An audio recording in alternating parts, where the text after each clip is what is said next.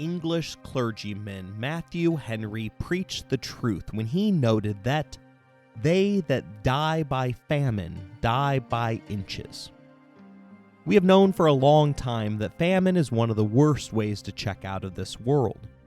Starvation, if you last that long in the midst of famine, is, according to the organization What Culture, ranked as the 10th worst death imaginable. Ahead of it are checking out by dehydration, decapitation, lethal injection, the electric chair, crucifixion, decompression, burning, radiation, and escapism come out ahead. The top of that list, escapism, harkens back to the days of the ancient Persian Empire. The Greeks described the torture for us, explaining that the victim was placed within a hollowed-out tree trunk, with their head, hands, and feet visibly protruding from their makeshift prison. From there, they were force-fed milk and honey in order to trigger a bout of diarrhea.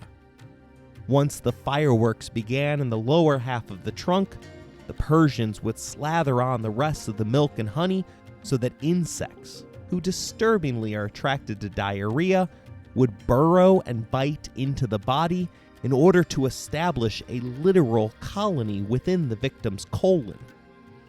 Unable to move at all, the victim would be driven mad, slashing their own body in an attempt to break free.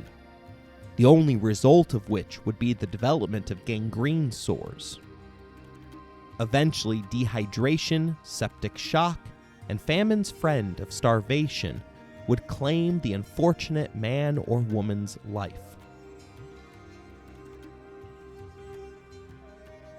My claustrophobic self has some problems with the overall list, as it excludes being buried alive.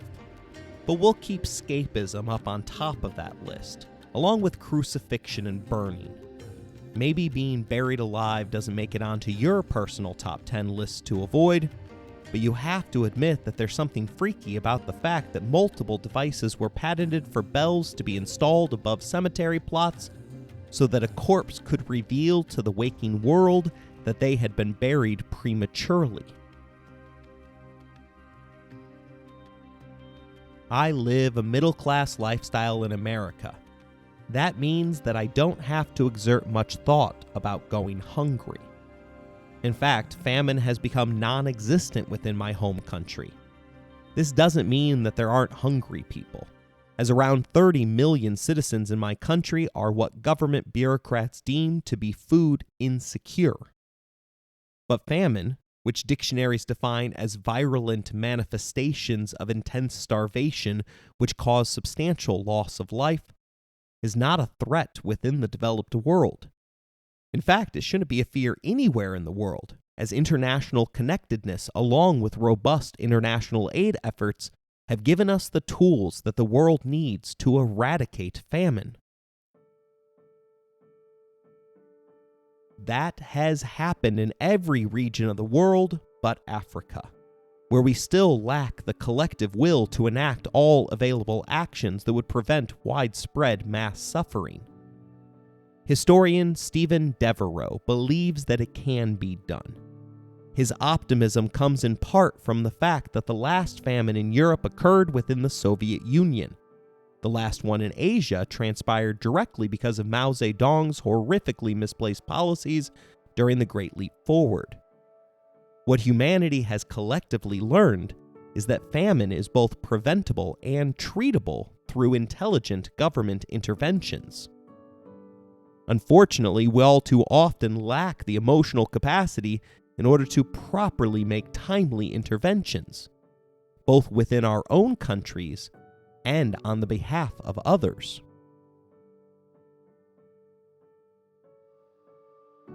Our previous episode ended with the East India Company performing the corporate act of regulatory capture over the government of India.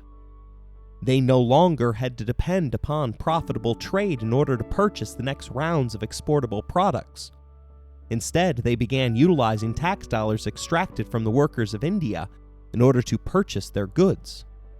In effect, they had turned the citizens of the Indian subcontinent into indentured servants. forced to work for the benefit of the London-based company. As the calendar flipped towards 1770, everything looked rosy for the EIC and its shareholders. What they didn't know was that famine, one of the 4 horsemen of the biblical apocalypse, was about to rear its ugly head. It was as if Nostradamus was looking towards South Asia when the infamous 16th century seer predicted that the sword of death is now approaching us, in the shape of pestilence, war more horrible than has been known in 3 lifetimes, and famine. This episode will continue to advance our story regarding the East India Company's control of India, but at times we'll branch off to explore the causes and effects of some of history's worst famines.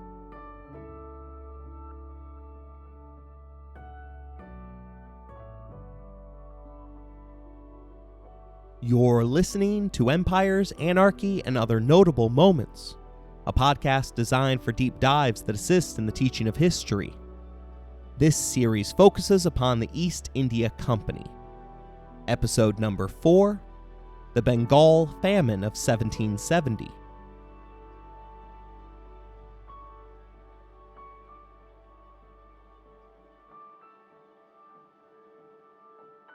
We often associate the term monsoon with drenching rains, but at its core, a monsoon is merely a seasonal wind.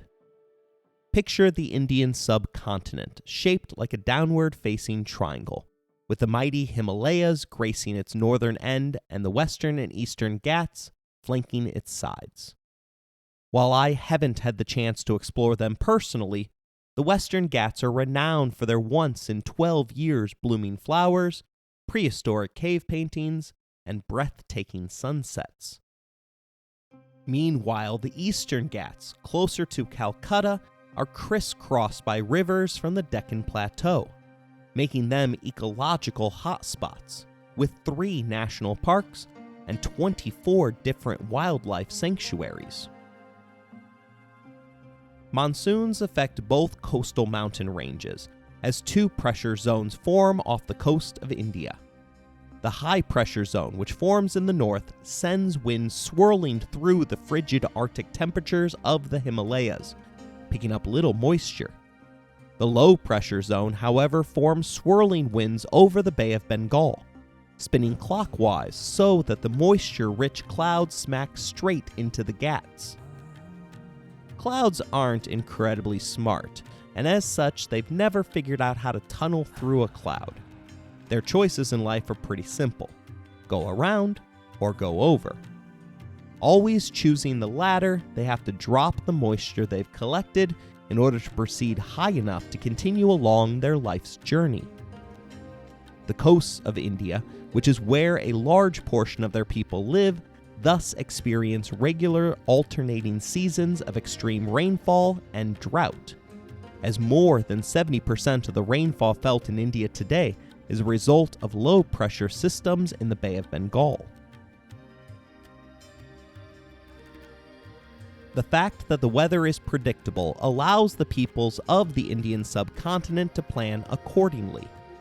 But weather and climate don't always behave according to the rules, and from time to time the monsoon rains never materialized.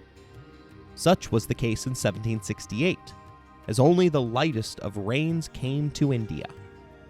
It was followed in 1769 by a complete lack of rainfall during the traditionally wet summer months.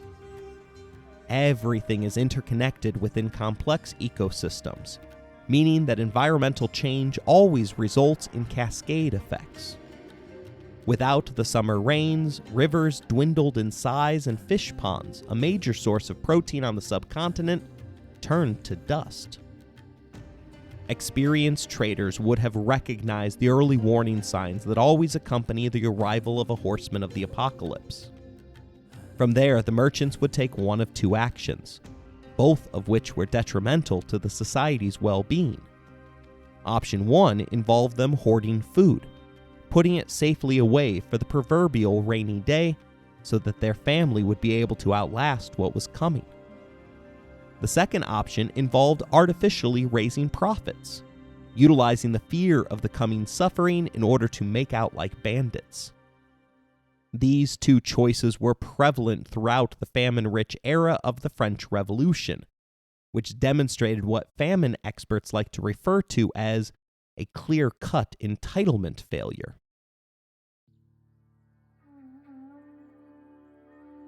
It is because of the visibility of early warning systems that led Devereux to claim that famines are always political. This aspect of policy failure is among the most pressing shortcomings of governments, as the historian notes that famines occur because they are not prevented. They are instead allowed to happen. Think about it this way. The world produces more than enough food to feed the global population. Relief Web informs us that 1/3 of all food is wasted.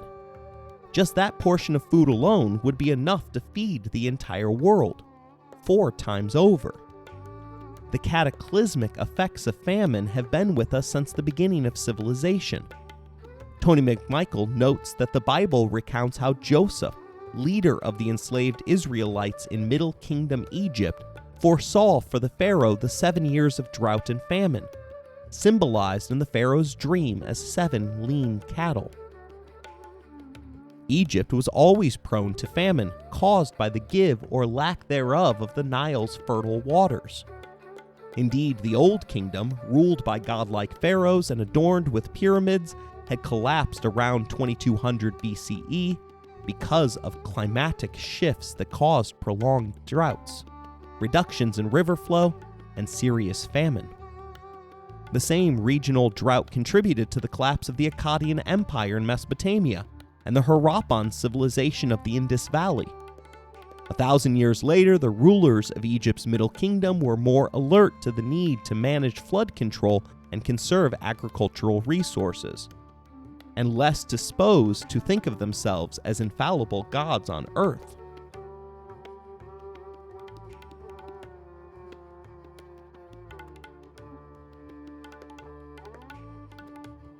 German philosopher Hegel astutely pointed out that unfortunately the only thing that we learn from history is that we learn nothing from history. While the ancient Incan civilizations protected themselves from famine by burying food reserves high up in the glaciers of the Andes, modern civilizations do little to prepare ahead of time for famine.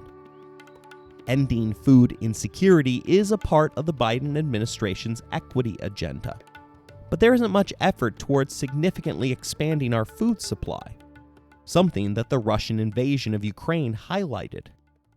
That incursion cut off Ukrainian grain exports, depriving the world of what has always been referred to as one of the world's breadbaskets.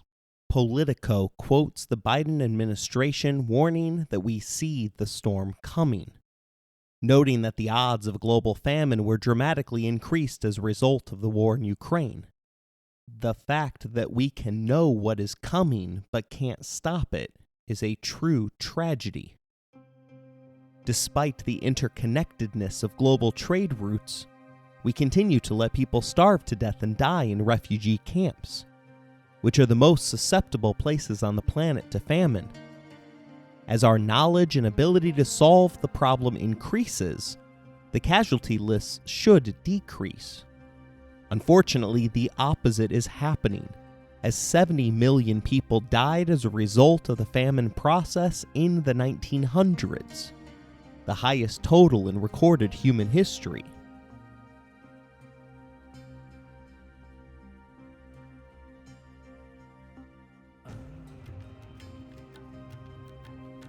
The 1769 drought terrified everyone who lived within the Bay of Bengal, but not everyone was scared for the same reason. The native inhabitants of India worried about starvation, while the members of the EIC living and working in India were more worried about the company's declining stock price. That divergence in thinking would result in unspeakable tragedy that began in 1770. Famine affects you differently, depending upon where you are on the socioeconomic ladder. hence the differences in how the two groups thought. Peter Walker, who literally wrote the book on famine early warning systems, focuses on the lower classes when he declared that famine is a socioeconomic process which causes the accelerated destitution of the most vulnerable, marginal, and least powerful groups in the community, to a point where they can no longer as a group maintain a sustainable livelihood. As prices rose, wealthier families cut back on luxury items, but those already on the wrong side of the poverty line were required to make literal life or death decisions. Devereaux reveals that death rates aren't fixed during famines. The greatest at risk are infants aged 1 to 11 months, followed by children aged 5 to 9, before next jumping to anyone 45 years or older. Men are somewhat more likely to succumb than women, because in the words of the historian, females' bodies store more fat. That last bit was somewhat true in the Irish famine, and proved beyond a shadow of a doubt in the Dutch famine of 1944 and 45. In what became known as the Hunger Winter, female mortality increased by 73%, while male mortality rates skyrocketed to an astounding 169%. The correlation isn't a hard and fast rule, however, as cultural differences play a role as well. For instance, the Great Leap Forward famine resulted in far more deaths of young girls than boys, as the Chinese culturally valued their sons far more than their daughters. While London shareholders reveled in their prosperity, the majority of workers in the EIC-led country grappled with financial hardships. The company, in its pursuit of dominance, systematically quashed competitors, sometimes resorting to extreme measures such as imprisonment.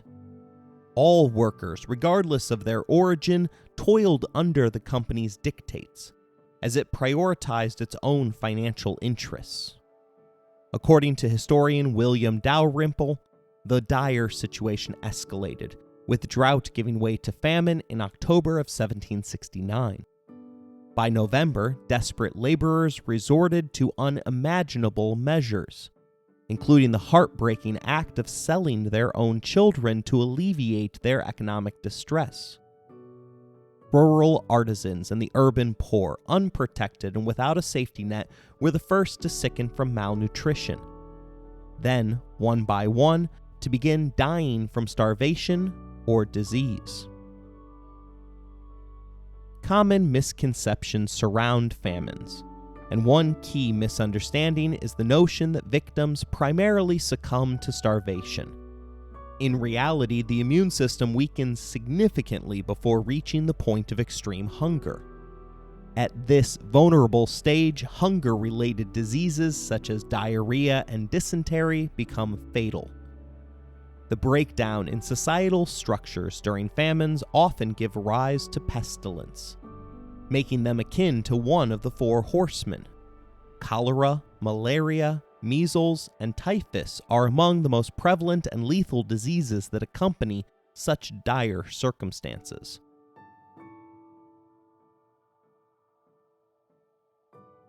"70% of the rice crop was lost by February of 1770, and records indicate that the price of the available harvest had risen to 10 times its normal rate. It's impossible to hide the suffering that accompanies a famine. Sir William Hunter, a member of the EIC, noted during the summer of 1770 that the husbandmen sold their cattle, they sold their implements of agriculture, they devoured their seed grain, they sold their sons and daughters, till at length no buyers of children could be found. They ate the leaves of the trees and the grass of the field, and in June the resident at the Durbar affirmed that the living were feeding off the dead. Day and night a torrent of famished and disease-ridden wretches poured into the great cities. so that soon the streets were backed up with promiscuous heaps of the dying and the dead. The scale of devastation was staggering. One city reported 500 deaths a day due to starvation in its streets. Even Calcutta, a bustling hub, did not escape the tragedy, with 76,000 lives claimed by hunger in a mere 3-month period. The final estimates paint a harrowing picture. 1 out of every 5 Bengalis, possibly as many as 1.2 million people, succumbed to starvation in the year 1770. Predictably, a mass exodus ensued as individuals sought refuge from this famine, deemed an act of God. In the hope of finding sustenance in other provinces unaffected by the drought along the Ghats, people abandoned their homes. However, this brought forth unintended consequences. Firstly, abandoned farmland reverted to jungle, compounding the agricultural crisis.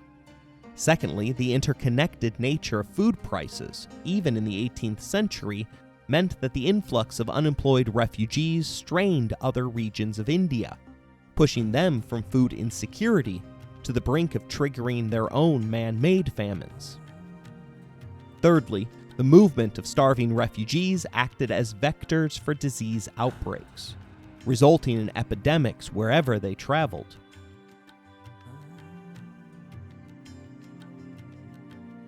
In July of 1770, with the region facing a 3rd consecutive year of insufficient rainfall, desperate individuals turned to divine intervention, as their political leaders offered them no solutions.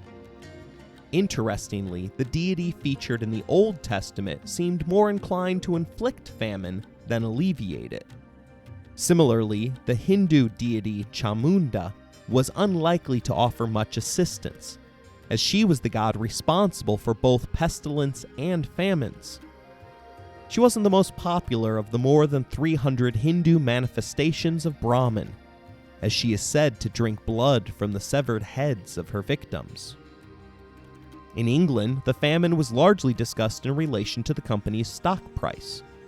It was easier for international groups to ignore what was viewed by all as an unfortunate natural disaster. The modern infrastructure set up to alleviate hunger had yet to be set up, but the people were aware that they should assist others that were less fortunate. After all, the Enlightenment, which had begun in Europe 15 years earlier, purported to teach a widely held notion that humans had asserted their dominance over nature, as well as a belief that humans could have an effect even on the outcome of natural events. Initially, at least, that enlightened thought applied only within their own borders. But by the time of the 1770 Bengal famine, historian Lynn Hunt reveals that notions of human rights and empathy across gender, race, and international borders started appearing in the 18th century.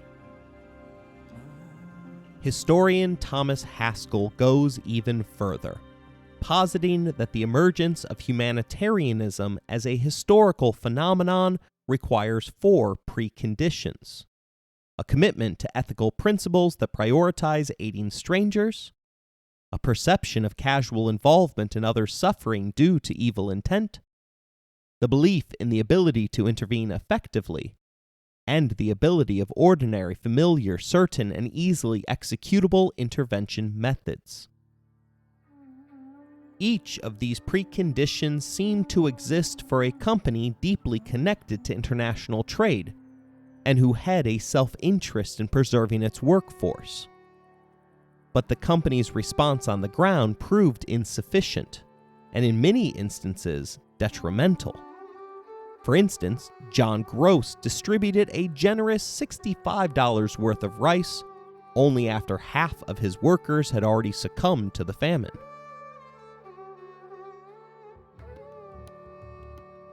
Interestingly, Haskell appears to be of the belief that the expansion of capitalism is directly correlated with the increase in international humanitarianism, despite the fact that the EIC's capitalist instincts have rightly been blamed for centuries of tragedy that befell the people of the subcontinent. His rationale is that capitalism relies upon people maintaining their word via contracts, and that companies are powerless in the face of negative publicity. The capabilities of the 18th century, however, meant that few shareholders received information regarding the suffering of the Indian people. One anonymous newspaper editorial appeared in London in 1771. It claimed that by the time the famine had been about a fortnight over the land, we were greatly affected by Calcutta.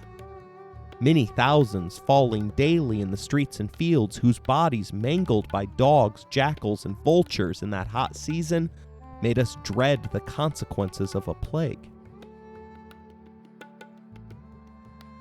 But the editorialist made a couple of key mistakes in their attempt to rally the British people. First, they generalized the amount of deaths to the, quote, many thousands. Joseph Stalin taught us that one person's death is a tragedy, while a million is a statistic. The absence of a face of the tragedy, which necessitates some portion of an individual's life story, dampens people's likelihood to tangibly help. This concept is known as psychic numbing, or the identifiable victim effect. Psychic numbing refers to the phenomenon where people become emotionally overwhelmed and less responsive to large-scale suffering or statistics, while the identifiable victim effect suggests that individuals are more likely to feel empathy and take action when presented with a specific identifiable person or case rather than abstract numbers or generalizations. Their second mistake was to use animals that are not native to the audience in London, such as the jackal. That allows them to remind themselves that the problem is far from home. That is an issue referred to as psychological distancing, which allows the reader to mitigate the emotional impact of distressing events. Don Cheadle's excellent performance in the movie Hotel Rwanda as Paul Rusabinga asks how the international community cannot intervene when they witness the atrocities on TV. To which Joaquin Phoenix's character responds frustratingly that, I think if people see this footage, they'll say, oh my God, that's horrible, and then go on eating their dinners. Which is the third mistake that the anonymous author makes. Namely, that he or she doesn't give them a reason for how the famine will affect them. Capitalism operates on the understanding that at our core, humans are motivated by self-interest, a concept even the fictional character Joey from the series Friends recognized. In one episode, Phoebe struggles to perform a good deed without benefiting herself in some way. However, it's unlikely that anyone would draw a direct comparison between the empathy of Phoebe Buffay and the East India Company. Consequently, it comes as no surprise that the anonymous whistleblower revealed that EIC officials began hoarding food at the first signs of drought. Nor would they be surprised to find out that the company's parties, which included lavish balls, continued throughout the crisis. One has to wonder about the humanity of some of the people who, while on their way to a ball, pass scenes such as the ones depicted in a 1771 newspaper article that claimed one could not pass along the streets without seeing the multitudes in their last agonies, crying out as you passed. Whilst on the other sides, numbers of dead were seen with beasts of prey feeding on their carcasses. The author of that particular article notes that, I have observed 2 people with a dually carrying 20 heads, and the remains of the carcasses that has been left by the beasts of prey to the river at a time. At this time, we could touch fish as the river were so full of carcasses, and of those who did eat it, many died suddenly.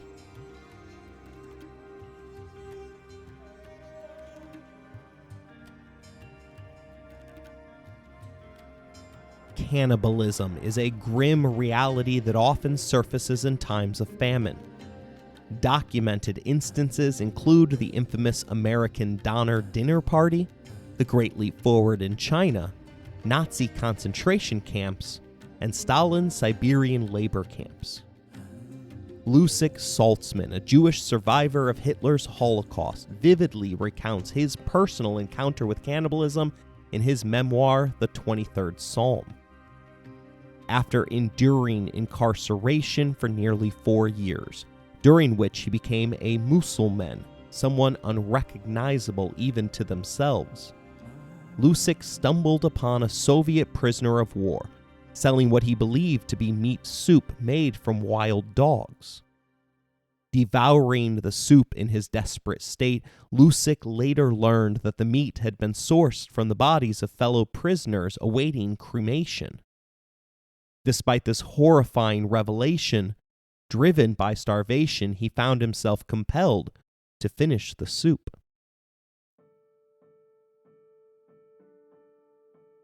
Professor Cormac O'Grada, a renowned authority on famine, delves into the causes of cannibalism during the Irish potato famine, which was triggered by the devastating potato blight that decimated their primary food source. O'Grada points out that when faced with the dire reality of food scarcity, instinct drives individuals to the extreme, resulting in what he terms as survivor cannibalism, the desperate attempt to sustain oneself by consuming the corpses of those who passed away, regardless of any familiar connection. This grim phenomenon extends beyond Ireland. In China, faced with similar desperation, peasants resorted to hoarding the bodies of their deceased family members. The rationale behind such actions was the understanding that the available meat could be used to sustain another life, and the preference was for it to be a family member rather than a stranger that benefited. In such conditions, the fabric of civilization breaks down quickly. Regarding India, Dalrymple writes that some who had been appointed overseers of the poor proved so intent of their own interests that so far from working to procure plenty of grain, they were foremost in the use of violent methods to engross it. Whenever any loaded boat chanced to come to the market, the grain was dragged away by force. He also notes that the normally peaceful highways had become unsafe, and that highway robberies, once unknown, were now occurring every day, as the desperate and needy struggled to find ways to survive. Even modern armies struggle in the face of mass hunger. The U.S. Marines attempted to distribute food to starving Somalians, which was depicted in the phenomenal movie Black Hawk Down. If it's been a number of years since you've seen that movie, give it another go, particularly if you are a fan of the show Modern Family. As out of nowhere, there's a scene with Phil Dunphy hanging out in the midst of the chaos of Mogadishu, serving coffee to his fellow soldiers while he cracks jokes. In the tragic real-life incident, however, 18 U.S. soldiers lost their lives during a mission to apprehend a warlord, as the rescue operation went awry due to the challenging famine conditions on the streets.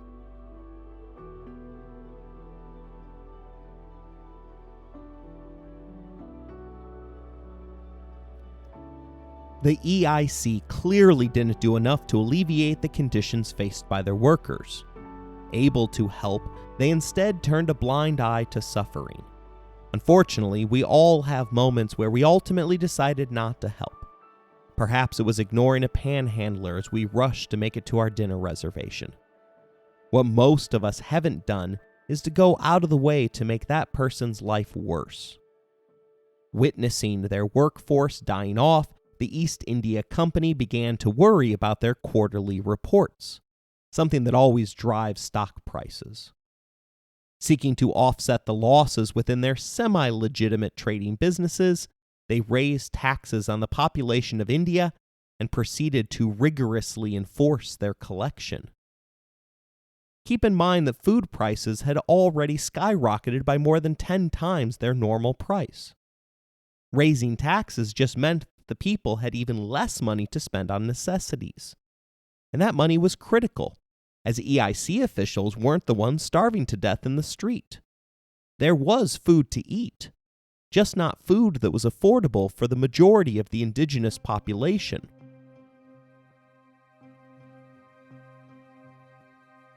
Dalrymple tells us that platoons of sepoys were marched out into the countryside to enforce payment, where they erected giblets in prominent places to hang those who resisted the tax collection. Even starving families were expected to pay up, as there were no remissions authorized on humanitarian grounds. The people of Calcutta were pillaged so thoroughly by their government that some increase in revenue had been made by 1771. In order to keep up such efforts, the East India Company stockpiled rice whenever it could, ensuring that the army was well fed, an act that is regularly played out by dictators in famine-prone North Korea.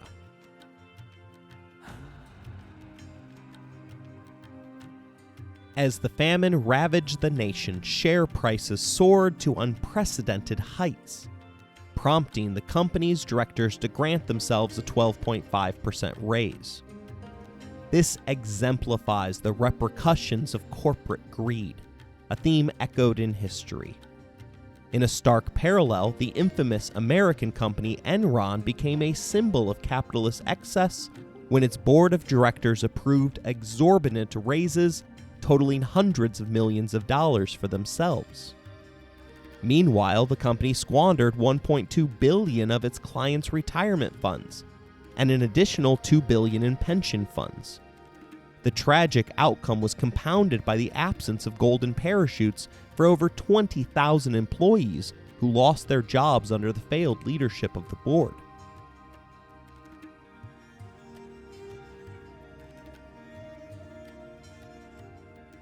Company man Horace Walpole was one of those who knew that the scandal was growing too large to contain, warning that, "We have outdone the Spaniards in Peru. They were at least butchers on a religious principle, however diabolical their zeal. We have murdered, deposed, plundered, usurped. Say what think you of the famine of Bengal, in which 3 millions perished, being caused by a monopoly of the provisions by the servants of the East India Company. All this is coming out, unless the gold that inspired these horrors can quash them." And that is the answer that capitalism often turns to in the face of a criminal enterprise: money.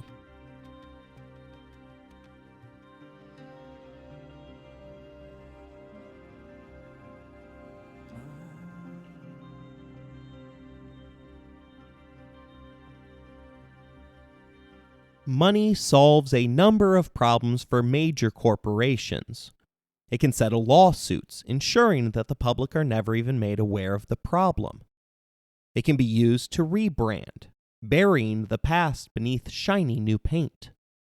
It can also be used to flood the airways with positive stories, wrapping the company up in a self-preserving blanket of good news. But everyone needs to be on the same page for that to happen. Alexander Dow, a Scottish philosopher and historian, included the account of one EIC whistleblower in his work, The History of Hindostan. Dow notes that Bengal, from the mildness of its climate, the fertility of its soil, and the natural industry of the Hindus, was always remarkable for its commerce. The balance of trade was against all nations in favor of Bengal, and it was the sink where gold and silver disappeared, without the least prospect of return. But since the company took over, the country has been depopulated by every species of public distress. In the space of 6 years, half the great cities of an opulent kingdom were rendered desolate. The most fertile fields in the world laid waste, and 5 millions of harmless and industrious people were either expelled or destroyed. Want of foresight became more fatal than innate barbarism, and the company's servants found themselves wading through blood and ruin when their object was only spoil. Dow finishes with the poetic line of "A barbarous enemy may slay a prostrate foe, but a civilized conqueror can ruin nations without the sword."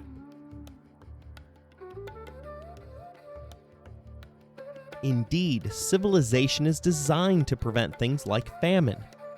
It hadn't been written yet, but Kipling's infamous exhortation to imperialism in the poem White Man's Burden notes that it is the duty of the civilized man to, quote, fill full the mouth of famine and bid the sickness cease.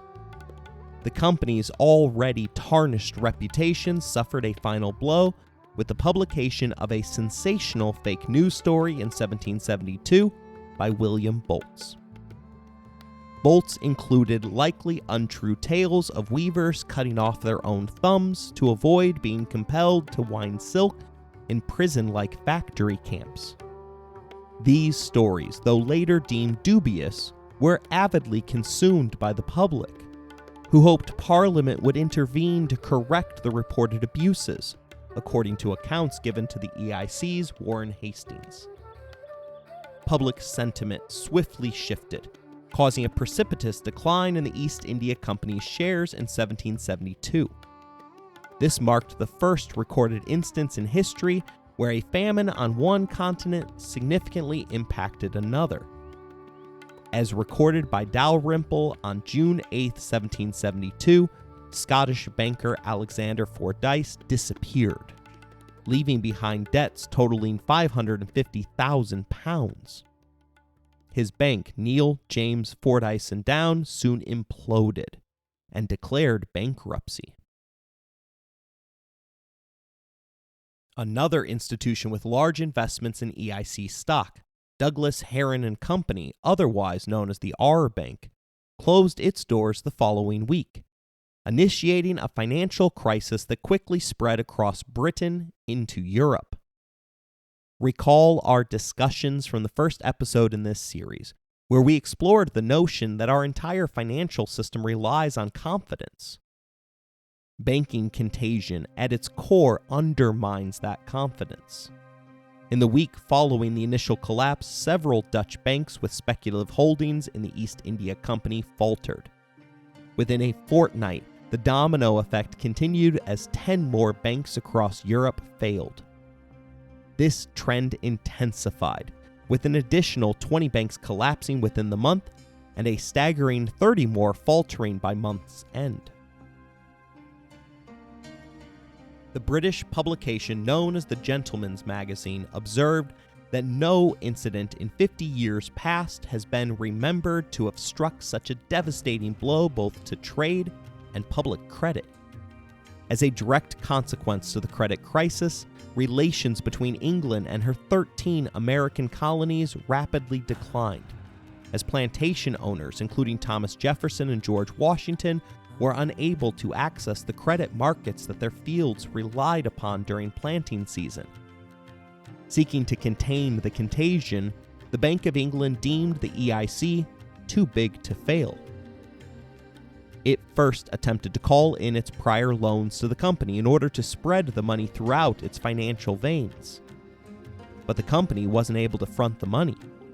Their inability to pay back their loan resulted in a harebrained scheme to dump literal tons of East India Company tea upon the American colonists.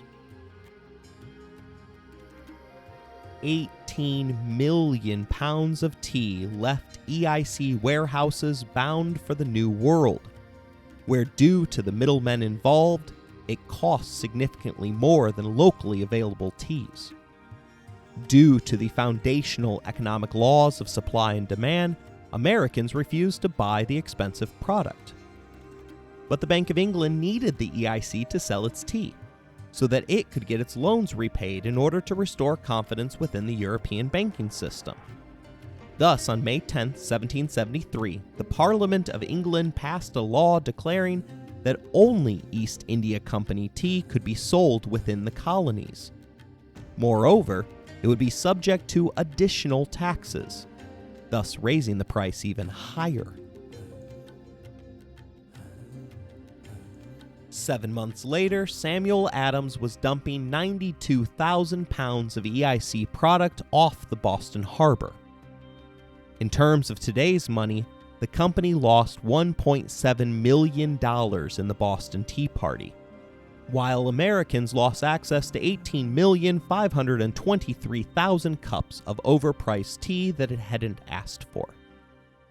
Edmund Burke, commissioned a report on the company's troubles and foresaw that it could, like a millstone, drag the government down into an unfathomable abyss, finishing his report with a rhetorical flourish that this cursed company would at last, like a viper, be the destruction of the country which fostered it at its bosom. Fears soon emerged over the potential of a national bankruptcy. William Beryl even proclaimed on the floor of Parliament that let no gentleman think this is a trivial question of ministry or opposition. No, sir, it is the state of the empire, and perhaps upon it depends whether Great Britain shall be the first country in the world, or ruined and undone. This speech, plus the fact that most members of Parliament were shareholders, probably saved the company. In exchange for the EIC accepting government regulation, the legislatures authorized what today would be a £147 million loan. Accepting this offer, the East India Company secured its place as the recipient of history's inaugural mega bailout. Dalrymple illuminates that in itself the regulating act did little to muzzle the worst excesses of the East India Company, but it did create a precedent, marking the commencement of a gradual process of state interference that would culminate in the company's nationalization 80 years later, in 1858. Concurrently, the act ushered in the appointment of 41-year-old Warren Hastings as the head of the company. As previously discussed in earlier episodes, Hastings stood out among company men for his profound respect for the indigenous peoples of the subcontinent. The act also marked the departure of Robert Clive, dubbed Lord Vulture by the London press. Despite receiving a golden parachute from the company, affording him a year-long tour of classical sites in Italy, Clive's wealth didn't equate to happiness. Leaders often grapple internally when power is wrestled from them, and 2 years after his removal from power, Clive took his own life at the age of 49. Without a suicide note, his death fueled speculation, with many attributing it to a guilty conscience finally catching up with him.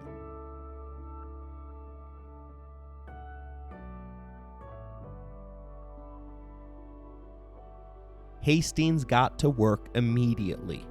His most important act in relation to the famine was the creation of a series of public granaries, including the Great Goal at Pana, which still stands to this day. His actions were designed to ensure that the famine of 1770 was never repeated. It was an aspirational goal, but unfortunately, India has earned the nickname the Land of Famines, and would unfortunately experience horrific repeats. Beneath British rule, the 1770 famine was merely the first of 12 notable periods of starvation. After the 1883 disaster, the Indian government codified into law an obligation to ensure adequate food supplies for its citizens. The famine's grip finally began to loosen when the long-awaited rains arrived, facilitating a return to normal harvests in 1771. Despite the tardiness of Hastings' interventions, they contributed to stabilizing the population and aiding their return to the coast, thereby restoring order. The staggering toll of the famine saw as many as 10 million lives lost over a 3-year period, prompting global citizens to reassess their perspectives. However, Adam Morissette highlights the grim consequence, as the 1770 famine led to an even wider gap between England and India. Contrary to fostering compassion or humanitarianism, public accounts of the famine exacerbated cultural misunderstandings, reinforcing the perception of Indian society as foreign and inscrutable. Some writers blamed the Indians for their own suffering, arguing that their perceived lack of anger and protest mirrored Europe's poor and hungry. Such stereotypes portrayed Indians as unenlightened compared to the British, further entrenching the East India Company's presence in the lives of the Indian people.